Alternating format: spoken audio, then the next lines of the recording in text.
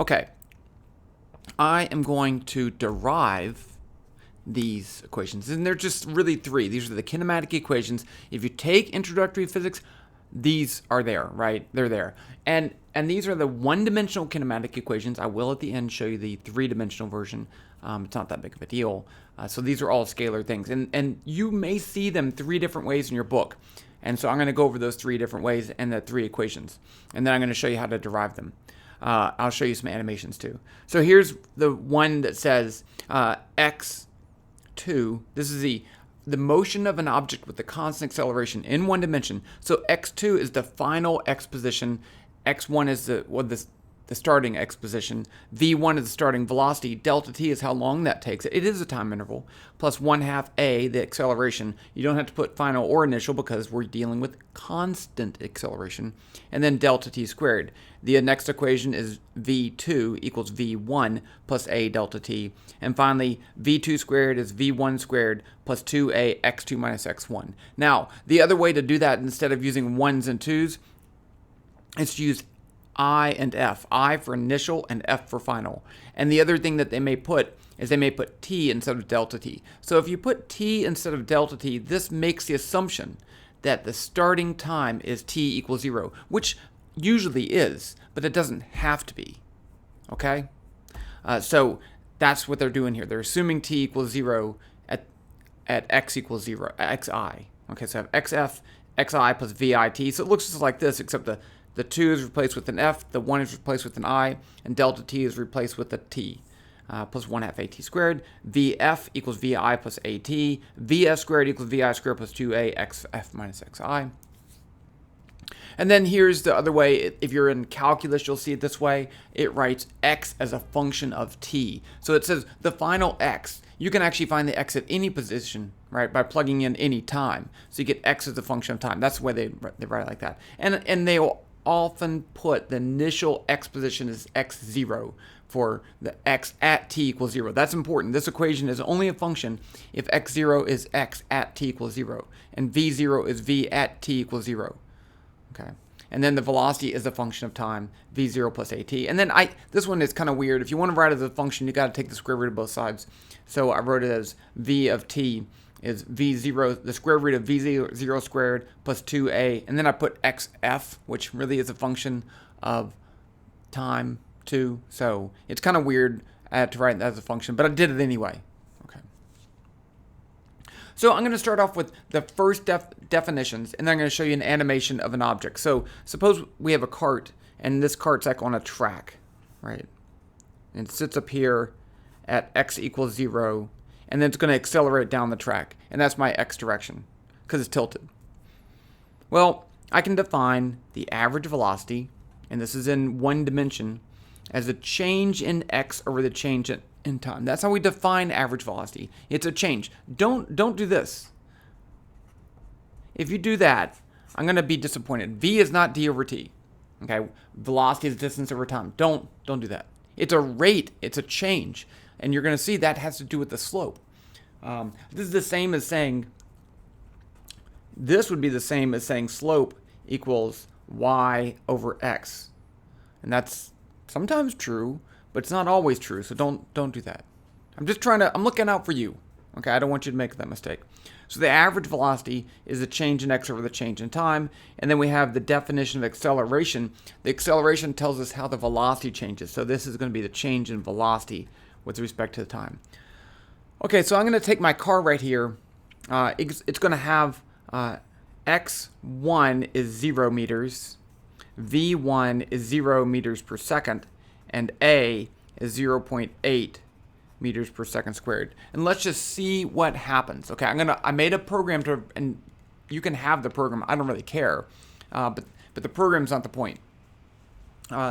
The output is the point. So let's look at this program. Don't look at the code unless you really want to look at the code. If you really want to look at the code, then go ahead and do that. So let's run this. Oh, I'm running it down here. Run. Okay.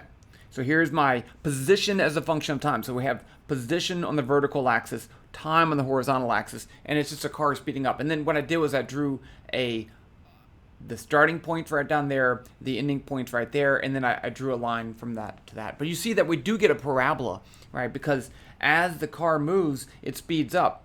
And this red line is really important because this is the change in x, right, from here to here, change in x. And then this is from here to here is a change in time. So the change in x or the change in time is the average velocity. This graph, the slope of that line is the average velocity. That is kind of important, okay? Okay, so I'm going to come back to this. We're going to use this graph to check our answers for some other calculations, but I want to go ahead and derive these things. So let's go back to the paper, and let's start with these definitions. Let's start with the definition of acceleration. A is the change in velocity divided by the change in time. That's what acceleration is defined as. So I'm going to use my 1-2 notation here. So if you go over here to the graph, this is x1, v1, t1 right there. And then over here, this is x2, v2, t2. Okay, so delta v, excuse me, is going to be v2 minus v1 over t. Delta means change, and change is always final minus initial. We always find the change by final minus initial. So the final is v2, the initial is v1, that's it. Now what I'm going to do this in as much detail as possible. I'm going to take this equation, a equals v2 minus v1 over delta t, and I'm going to multiply both sides by delta t. So you can do that. If I do the same thing to both sides of the equation, then it's still an equation, and I'm cool. Okay. So this side, the delta t's are going to cancel, and I'm going to write this side first. I get v2 minus v1 equals a delta t.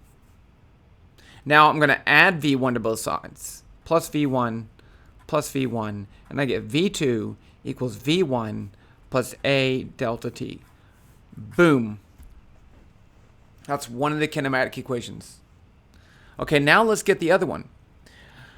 For this, I'm going to start with the definition of average velocity. V average is delta x over delta t. Now I can write delta x as x2 minus x1 over delta t. Now I can multiply top and bottom by delta t, and I get this side is just going to be x2 minus x1, and this side is going to be equal to v average delta t. Now, if the acceleration is constant, I'm going to put that right down here. If, it's a big if, a equals constant, which we do have, then v average is v1 plus v2 over 2. And that's only true if the acceleration is constant. Okay, so I can put this in for that. So let's rewrite that equation as x2 minus x1 equals, I should have added the x1, but that's fine, v1 plus v2 over 2 delta t. So all I did was, instead of writing v average, I wrote v1 plus v2 over 2. Now I'm going to add x1 to both sides. I'm going to get x2 equals x1 plus v1 plus v2 over 2 delta t. Now I'm going to use this equation. This equation has an expression for v2. So instead of v2, I'm going to write this.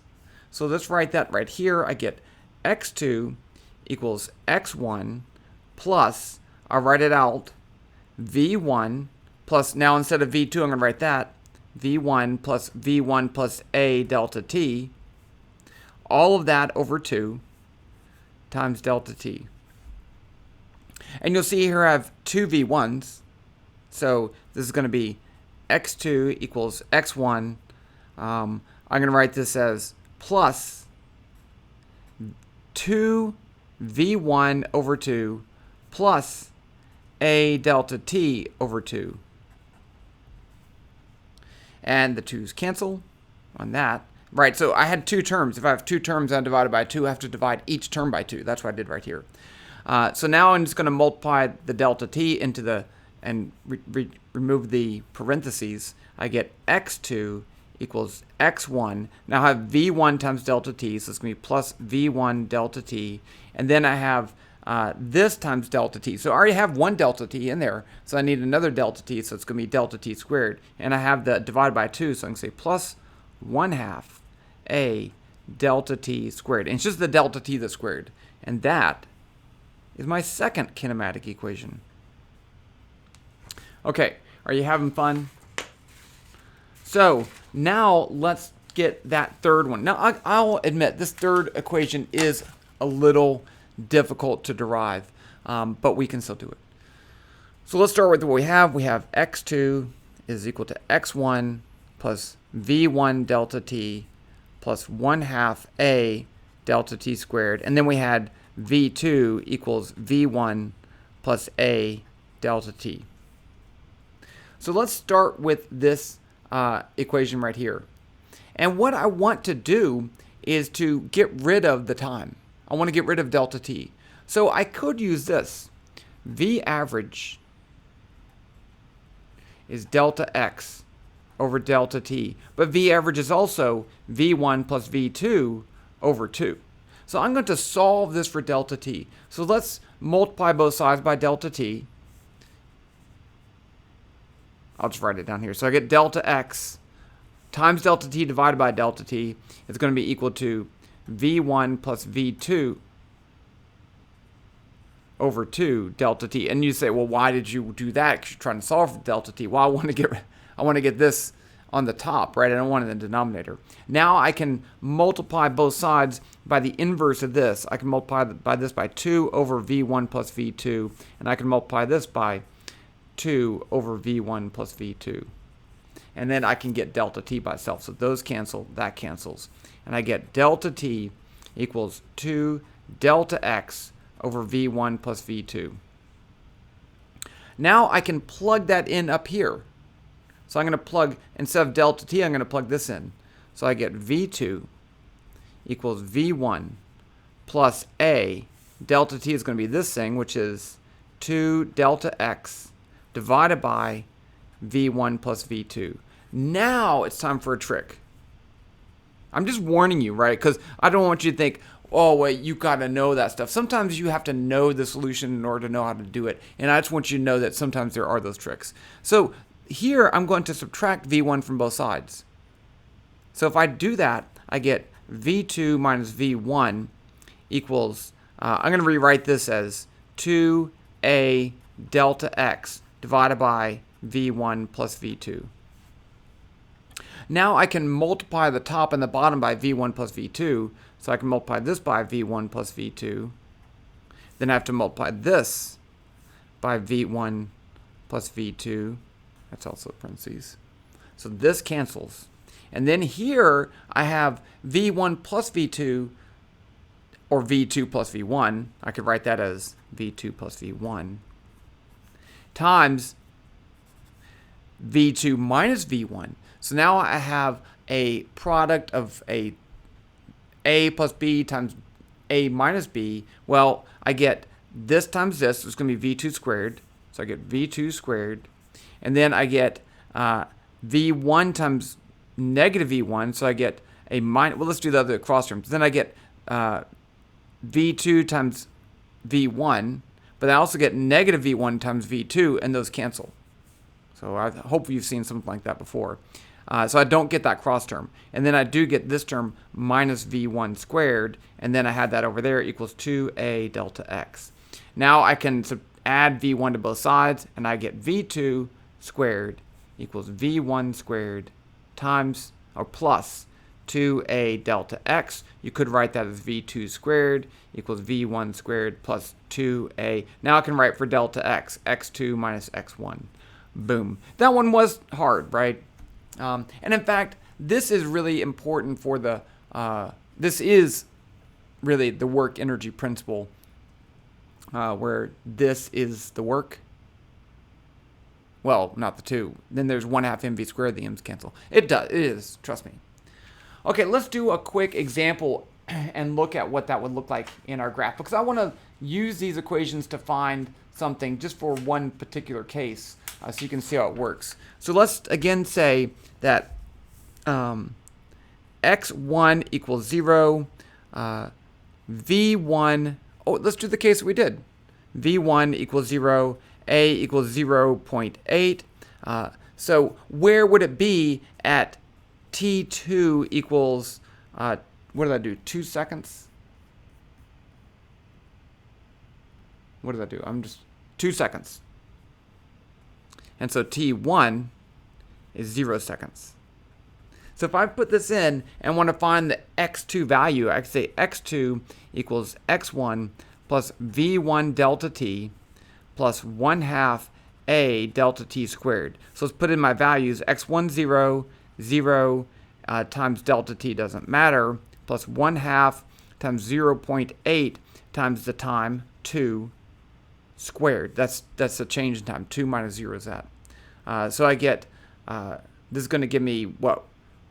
That's 4, and then I multiply 4 by 1/2, and I get 2. So then 2 times 0.8 is 1.6. So I get x2 equals 1.6 meters. Let's go back to the simulation and run it and see if we get the same thing. And there are a lot of great kinematic simulations online. I just like this one because I made it myself. Okay, so I already have, you see here I have x1 equals 0, v1 equals 0, a equals 8. And then I run this for 2 seconds. So let's run this. And then let's go down, let me come down here and print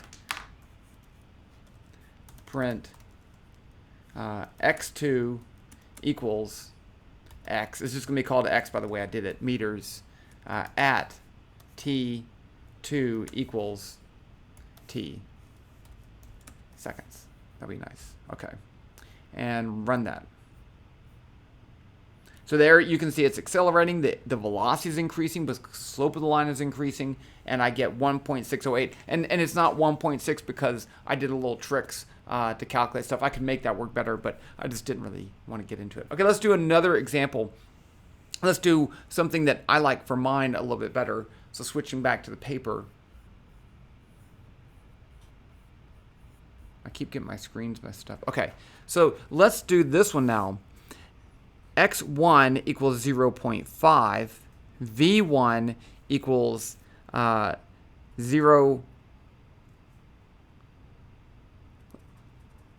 I want to give it a negative. Let's do negative 0.2, and that's meters per second. T1 equals, this is at x1, and let's just say that's also, let's say it's 1 second, right? I don't have to start at t equals 0. I don't have to. And then a is still the same, 0.8 meters per second squared. And then so x2 is going to be what at t2 equals, let's just do 2 seconds again. So now delta t is going to be t2 minus t1, and that's going to be equal to 2 minus 1 equals 1 second. So this is where I like the delta t version better because it takes into account not starting at t equals 0, and maybe there are reasons to do that, right? It's just more flexible, I think. So I can find x2 is going to be x1 plus v1 delta t plus 1/2 a delta t squared. So x2 is going to be x1, 0.5, plus v1, which is negative 0.2. Delta t is going to be 1 plus 1/2 times 0.8 times 1 squared. And I left off the units just because I didn't want to take up too much space. Okay, so let's see if we can do this. This is going to be 0.8 times 2. This term is 0.4. This term is negative 0.2, right? Because I have 1. I picked numbers that I could do in my head. So I have 0.4 plus negative 0.2, I have 0.2. And then I add that to 0.5, and I get 0.7. 0.7 meters. Okay, let's go and check it out in the code. So I'm going to go over here to the computer, and so I'm going to say x1. Yes, you can have this code because I don't really care. I will give a link to this down below. x1 is 0.5. V1 was negative 0.2. A is still 8. T1 is 1. Okay, and then what I did, I think it should work the way I have it. So let's just go ahead and run it and see what happens. I'm kind of excited. You'll notice it started out here and it actually went down a little bit and then came back up. And boom, I got the same answer, 0.7. Again, if you really want that not to be 0.7, I could do this just to show you that I am in control. It will be a lot closer. Okay, it's still off. And I did make a trick that I like to use. And this one also, I set the scale so that it didn't auto scale and it looks a little bit weird, but it is legitimate. Time, everything works. So you could really use this for pretty much any kinematic equation that you wanted to. And I could make it better, and maybe I will later, but that's not the point. That's not the point right now. The point was to derive the kinematic equations and use the kinematic equations, and we did that. So hopefully you find that useful, and that's that.